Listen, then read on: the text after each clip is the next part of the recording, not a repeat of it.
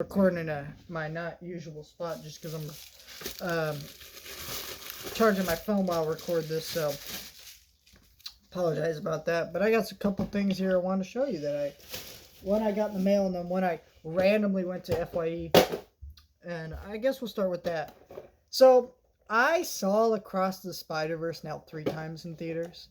I didn't really intend to. What had happened is the first time I saw it was in standard because I wanted to watch it the moment it started on the Thursday night previews, like they always do with the big movies, right?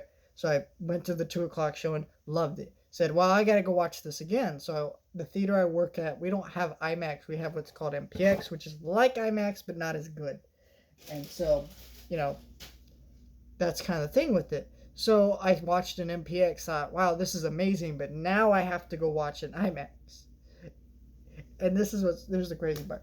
So I went to but then I realized if I was to go watch an IMAX, I would have to, I'd basically have to go 2 days after I'd already seen it a second time. So literally today I went to go see it in IMAX because what's going to happen is if you want to watch this movie in IMAX, you're kind of out of luck basically because what's going to happen is when Transformers comes out this weekend, all the IMAX screens are going to be taken by Transformers.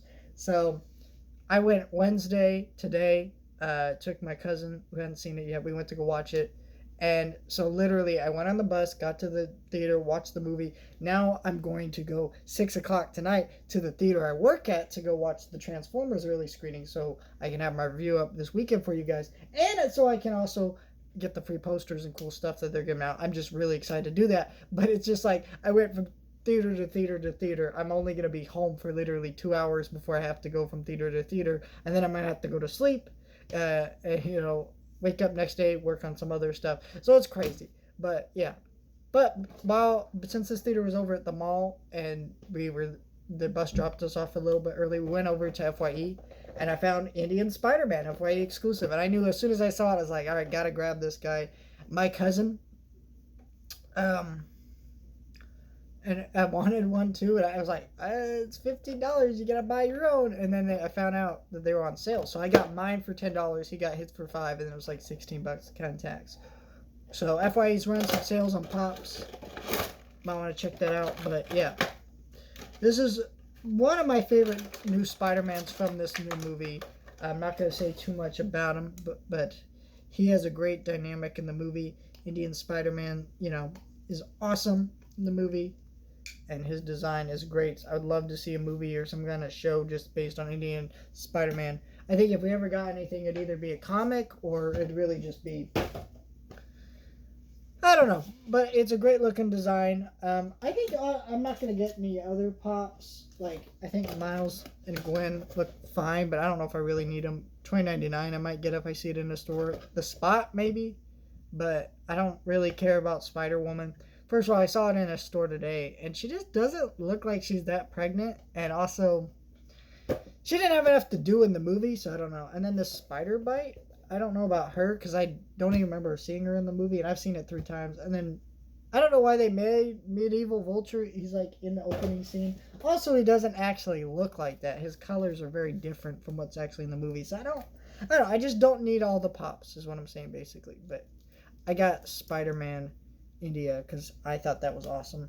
And I don't think they're going to make a lot of Spider-Man India figures unlike some of the other characters. I'm sure we're going to get lots of Miles and Gwen and $20.99 and even Spider-Punk figures, and things like that, but we're not going to get a lot of those. Anyways, this is something I grabbed because Warner Brothers actually just put out the trailer for the remake of this, which I found out some interesting stuff about the remake, but this is out of print, this digibook, but Amazon still had some, and this is a Steven Spielberg movie I'd never seen before, so I wanted to grab it. And that is the Color Purple. This is the digibook edition, which is really neat. That's why I want to get it too, because digibook, really neat. Yeah, I've never seen the movie, but if you want to see some of the stuff the digibook has to offer, it's got quotes, images. Nothing too special, just looks really cool if you like that sort of thing. Got that great image, and then you get the disc there. Just Blu-ray, but that's fine by me.